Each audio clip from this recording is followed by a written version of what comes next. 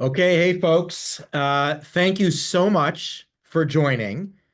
Like payroll itself, we intend on being on time. So it's 12 o'clock noon here, Eastern, and we are about to get started. My name is Jason Lee, and I'm joined here by my friend, my colleague, my hero, April Smith. And I will introduce April here in a minute. Let me maybe just start out with a couple of introductory comments as well as some health warnings. Obviously, number one, thanks so much for joining. This webinar is really designed for payroll professionals or those who love the industry or the profession of payroll. It's not intended for any members of the media. And so if you are a member of the media, I would ask that you please discontinue or disconnect at this point.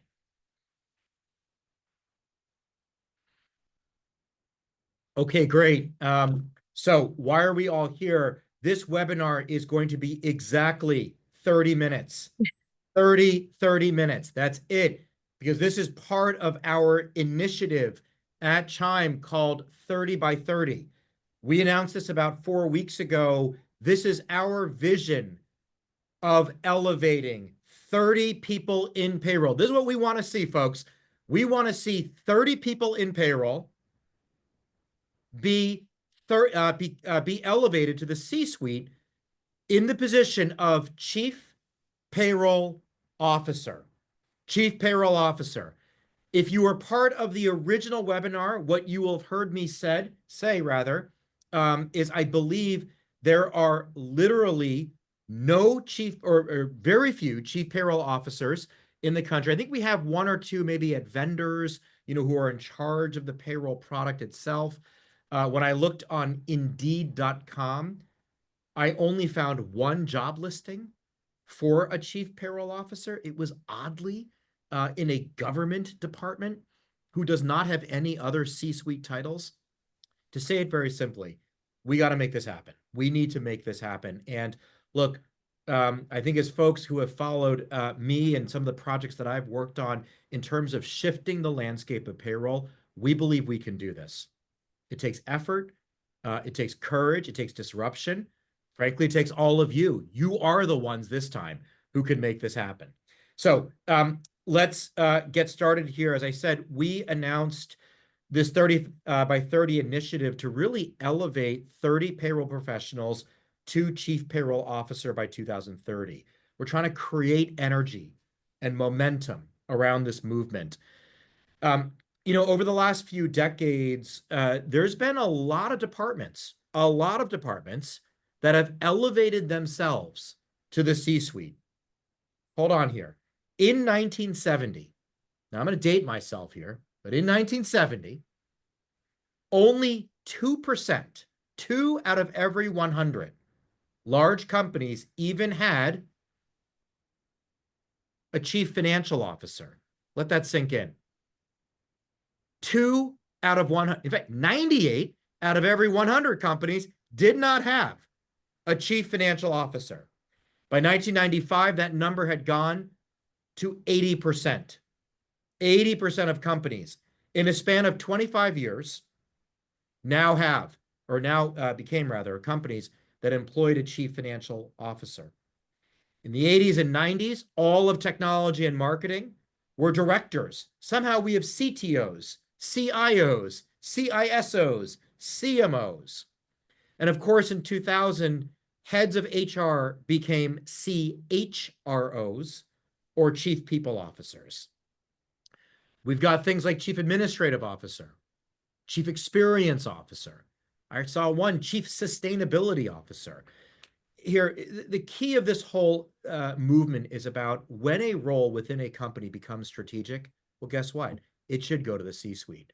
And what we believe here at Chime, and I think a lot of you share the same view, is that payroll is strategic, and it's becoming increasingly more strategic in the environment that we are in, specifically the changes in technology and the changes in the labor market. The reality is a lot of what payroll has been perceived as over the past several years, or really historically, and April's here to tell us how she changed this, is that it was, I don't mean to be inartful, but it was a little bit like a back office function, or maybe kind of a weird cross between HR and finance. And so this is really what we are trying to change. And look, how do you get to be in the C-suite for payroll? How do you become a chief payroll officer? One of the things that we want you to do is join this movement. If you look on the screen here, you see a QR code. We've got a website called chiefpayrollofficer.com. Just go there and sign up. By the way, here's an indication. I bought that website. It cost a penny, 1 penny. It's not a hot, it's not a hot web property. It was free, meaning available. It only cost 1 penny. We're going to change that, folks, over the next 5 years. That's number one. Number two, on the next slide, if you are happening to come to Payroll Congress this year, which is in about 3 weeks down in sunny Orlando, we are going to be down there. But, if you can't, join the conversation here on Facebook. We've got a dedicated Facebook page to encourage, to post new content. I think you might even get one of these cool mugs, which is the 3030 mug. And so please get on Facebook, join that. You can access that here in the Facebook group. All right, with that, I think that's all the introduction that we have. Now we're going to go straight into some of this. And let me introduce April. In order to become a chief payroll officer, guess what the first step is? It's to become a vice president. And April Smith, a good dear friend of mine, just got promoted in the last year to vice president of pay and benefits at Senior Lifestyle Living. And so let me give you a little bit of background. Senior Lifestyle Living is a Chicago-based organization in the senior housing industry. Now, with over 20 years of experience in payroll and benefits, April's held a lot of different roles. We're going to hear a lot about that. She's a certified payroll professional, so a CPP. She's active, obviously, at payroll.org. And look, she uses her experience to not only impact her organization, but frankly, the industry at large. We gave her the 2021 Trailblazer Award when I was leading the effort at Daily Pay. She's participated in so many of these great webinars, all this great content. April, thank you so much for being a part of this. Super happy to hear or have you here. And if there's anything I missed in your bio, here's the time to say it. But also as part of this, give us your payroll bio, meaning I want folks to know how complicated your systems are, because I think folks who don't know you might be like, that's fine. She probably runs payroll once every 2 weeks, and there's one cycle and all of that. So give folks some of your street cred here with payroll. Okay, so thank you for having me, Jason. Very excited to be here. Thank you. I started payroll over 20 years ago. I came in as a collection specialist and moved into a payroll specialist. Then very quickly in 6 months became a team lead. And within a few years after that, a payroll manager, worked for a large payroll company, and eventually went out and started doing consulting after about 10 plus years in the industry. Now I'm on the back side of it. I'm in the back office.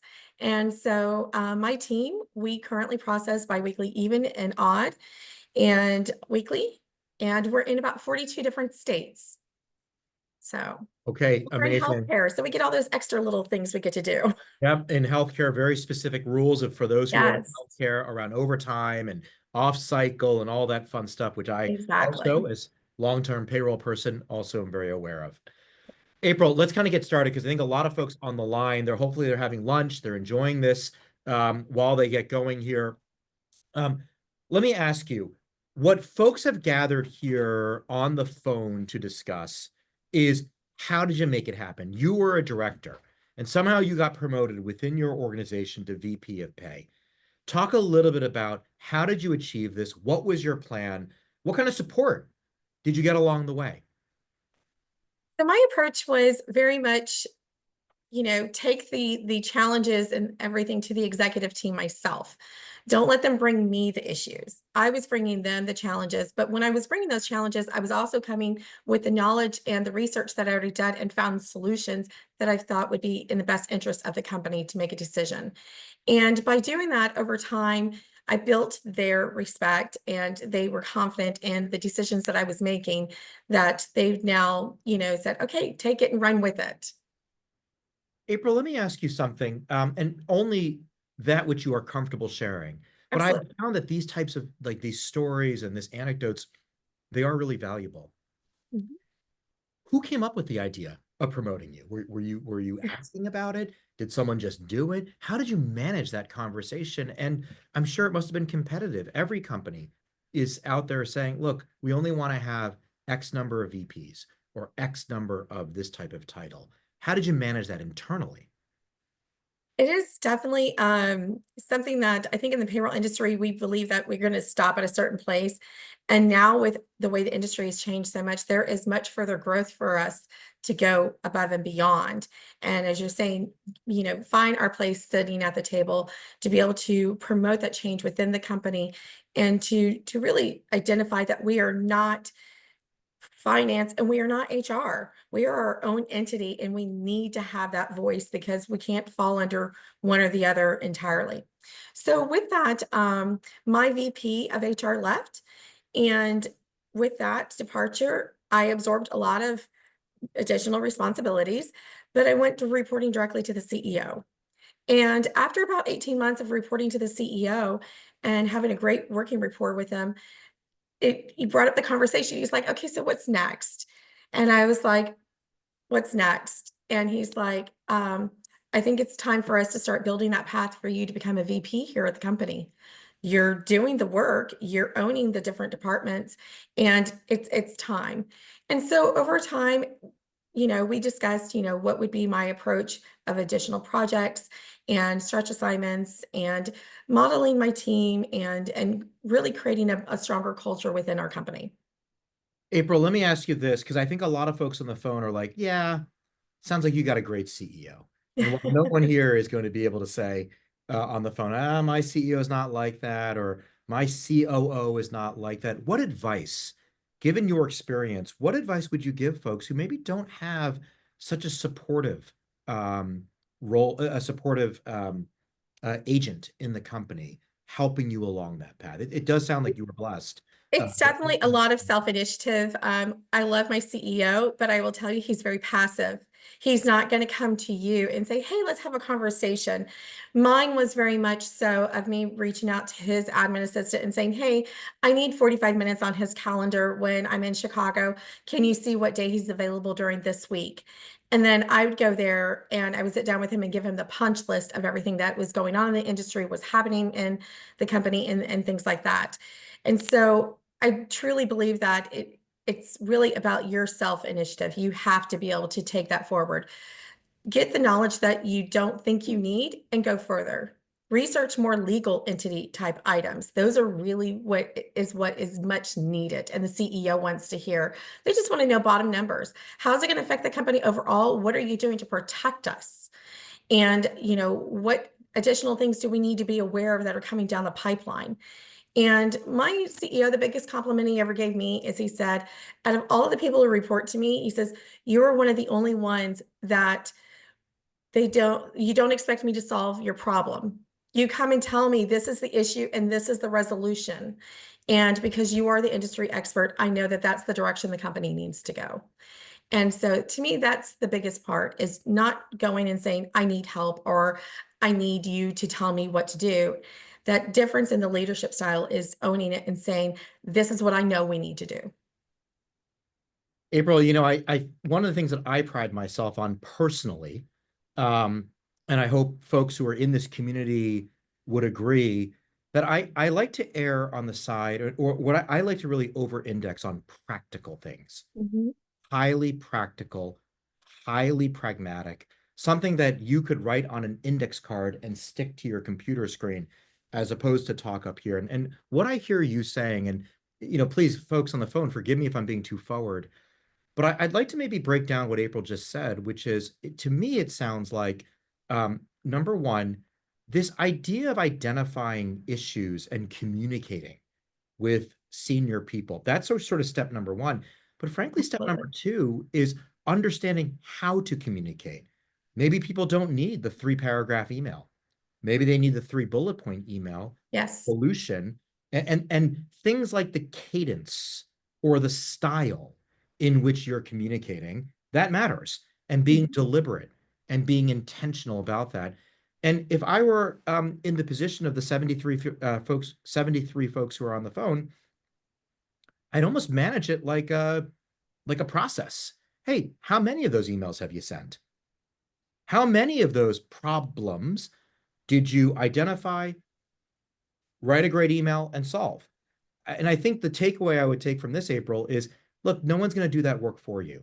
It's your job to kind of manage your career. It's your job to kind of build that internal brand of April just said a problem solver, not a problem identifier. And how do you take a very intentional, deliberate approach to doing that? It's not being political, but it's building that internal brand for yourself. What do you think about that, April? I couldn't agree with you more. It's about being a solutionist. It's about taking the problems to them with a solution. It's about educating them on what truly is happening and how they don't need to be the one in the weeds. That's my job. The moment somebody reaches out to my CEO and says, "Hey, I need to get you involved in this," that means that's something I failed at. And I very much will call him and say, "Hey, I own that. Give that back to me, and I'll come back to you if something is needed." So we work really hard on our team to make certain that we are also doing escalation path, and things like that, and really trying to stay in our own lanes. And that's the only way to grow your team and honestly to grow yourself. I am a doer. If I know how to do something, I want to go and do it. It's a huge change when you get into this level that you need to realize just because you can do it, you shouldn't be doing it. You need to have faith in the people that you've hired to do those things now for you, and then also continue to move up in your own skill set. And that's where the challenge is. And I don't believe in having a reoccurring meeting with executives. I find that they get stale, they get old and moldy, and everybody's like, oh, what are we going to talk about this time? Oh my goodness, oh my goodness. So I don't have a set routine or schedule of when I ask to meet with them. I just really try to say, okay, I've got, 8 things on my punch list. We've got these things coming up, and I need to sit down and talk with you guys and let you know what have we been up to and how great our team is performing and how we are moving into more of an AI situation. And we're all about analytics, and we really are shifting the company's focus and our employees' experience and how we're doing that. And these are the things that we're doing, and this is where I need your support on. And because it's very straightforward, I find that they're more responsive and they're like, okay, let's do this. Yeah. And we've had it actually has trickled into other departments. Our CEO recently said last year, he goes, you pushed us into these new initiatives, and now we're taking those initiatives of technology and everything and realizing that we need to force it into other departments as well. So it's starting to change the culture of our company entirely as a whole.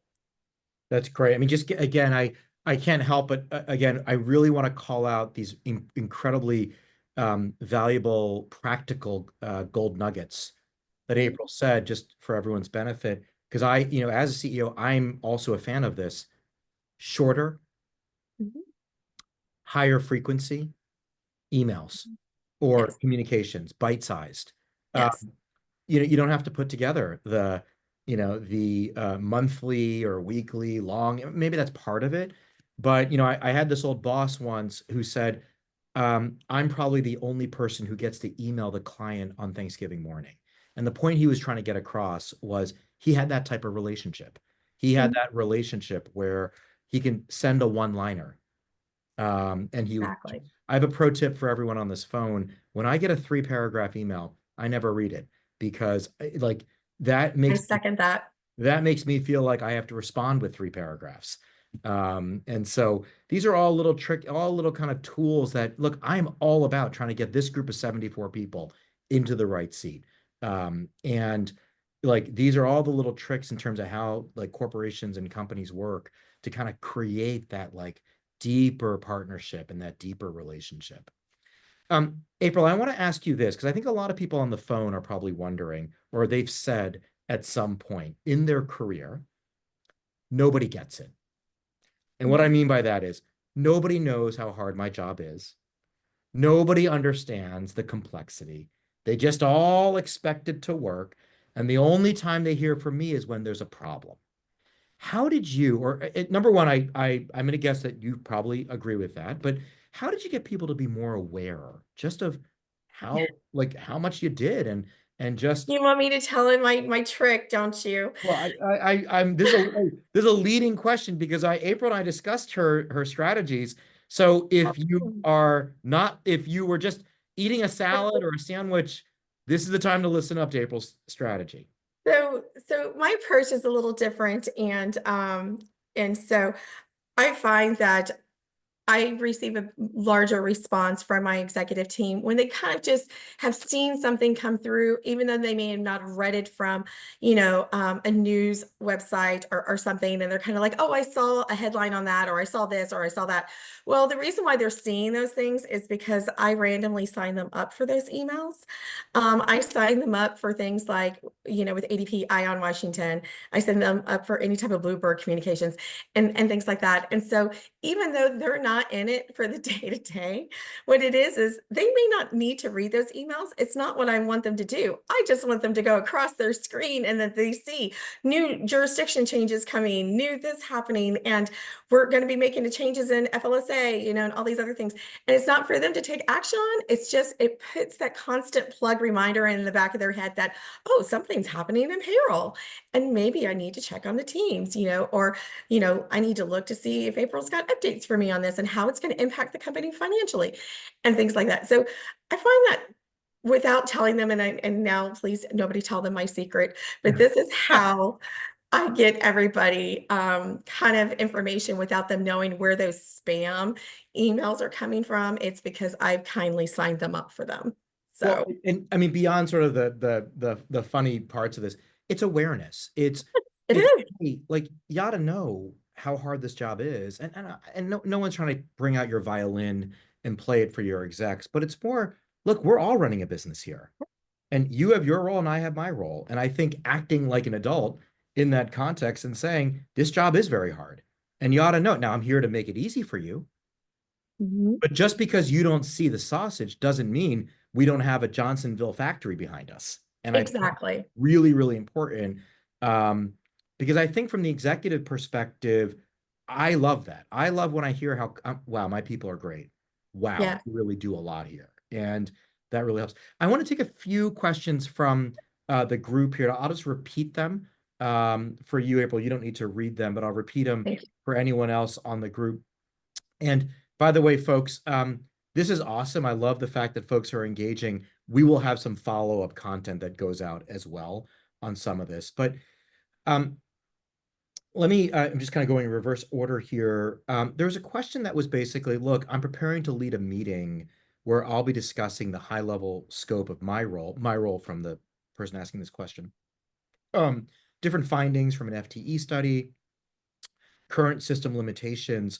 Audience includes executive leaders who have historically taken a defensive stance in similar discussions. How would you recommend opening the meeting in a way that Yes. sets a constructive tone and encourages openness rather than defensiveness? So 3 years ago, my CEO was adamant, you don't need an HRIS, you don't need an HRIS. And I had to show him that, yes, I do need an HRS. And now to the point to where I'm shopping for my third one. So it takes that being creative, but I found that instead of explaining my role and my responsibilities, I break it down into how is it affecting the team and the team culture and how that culture is going to affect the business overall. So whenever I needed an HRS, I leverage that. I don't need him just for me. I need him so I can give you great analytics for you to be able to provide to the investors, for you to be able to provide to HR, for you to be able to provide to do these, you know, um, surveys that come from the federal government or other industry leaders and things like that. And during those things, instead of saying, I need it for me, let me leverage it for how we can use as a collective group across multiple different departments. So I started that way, but I never talk about it for me. I talk about the people on my team and what they're bringing to the table and what additional aspects, if we can have this enhancement, what will it do for us as a company as a whole? That's amazing. And I might just add from my perspective, the word I love Mhm. Even if it's not that, folks. But the word I love is there's an opportunity here. Yes, And coming in with we got to make this change or that change. It's more, how do we lead with there's an opportunity here, and defining that opportunity. And I would even argue, the person who asked the question, if you're bold enough, or if you're comfortable, even connecting it to the core business itself. exactly. There's a real opportunity, and don't feel shy about that. I really, I want to encourage folks here, the business. Don't feel shy about that. It's okay. What's the worst that happens? Someone says, well, I don't see how that's going to help our business. Great. Reasonable people can disagree. And so I think that was a great question. Another question that I want to make sure we get to is about your cadence, April. You didn't mention a specific meeting cadence with your execs. Is there a period of time, though, where you have to check in, even if there's nothing specific? I think this could be a trick question here in the sense of I think I know what your answer is going to be. But even if there's nothing specific that you need the exec's feedback or input on.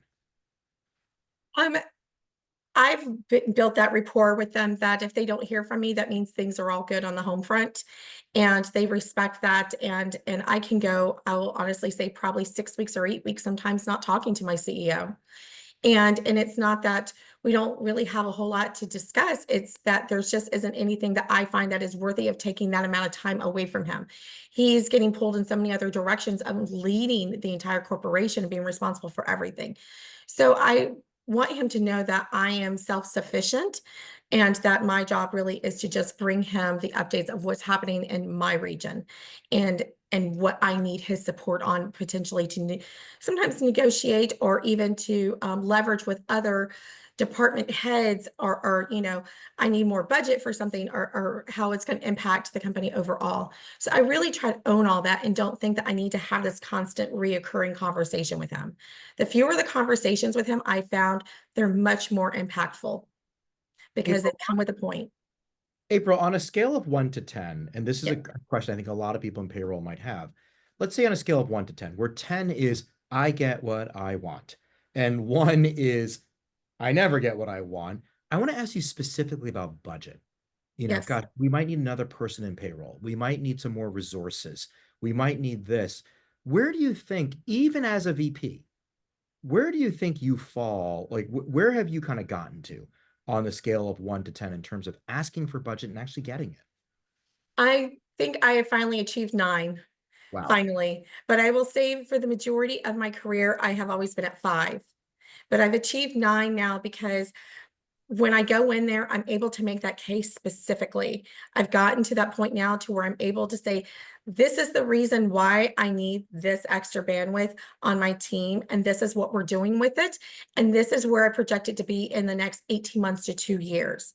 And then we do a lot of I'm willing to, I see that this person on my team is really crossing more over into accounting. So why don't you let me leverage that position into half payroll and half accounting? And they take half of the budget and I take half the budget. So I do a lot of creative shifting around as well. So it opens up my money and things like that. And now to the point where like I'm about to go ask for a $10,000 increase for one of my employees. And I can assure you, I'm very confident that I'm going to go in there and say, hey, you know what? We hired him at this. And I told you that I wanted him to be at this time. We're there, and I know what it'll be. It'll be a hallway conversation. He'll be like, "Oh, just do it, April," and that's the end of it. Okay. Just like payroll, we are also going to end on time here. Yes, Um, let me do this. For the group who's on the phone, we have a record of all the questions that you've asked. And so we will come back to you on that, and there'll be some content that comes around this. The most important question is one that we did not get to, which is Karen Dominic, if I pronounce that correctly, which is what are the 3 practical steps that we can take right now? And what I'd like to do is actually circle and re-listen to this webinar and really give advice on that. absolutely. Myself and April to give you 3 real practical steps that you can do. This is the very first part of a long series of content that we're doing as part of the 30 by 30 initiative. If you're going to be at Payroll Congress, I make will sure be there as well. we are hosting we're holding an exclusive breakfast, by the way, breakfast, because it's so hard to get breakfast uh, I at these did. conferences. Has anyone noticed that? We are all about being Absolutely. practical. There's never an easy way to get breakfast or coffee. That's why we're hosting a breakfast, not a happy hour. This will be your happiest hour, 8 a.m. And so come to this breakfast. You need to be part of our initiative. You got to be part of the club to be able to join that breakfast. And April will be there herself. Yes, Rahul, I just saw your question. Um, Come to that breakfast. We'll be sharing a little bit more. Look out for future announcements. Check out the Facebook group, which is where we'll be. Again, 30 by 30, 30 minutes was this webinar. And We we can will do see it. you folks as we go for this initiative of 30 chief payroll officers. Thanks, folks. Thanks, April.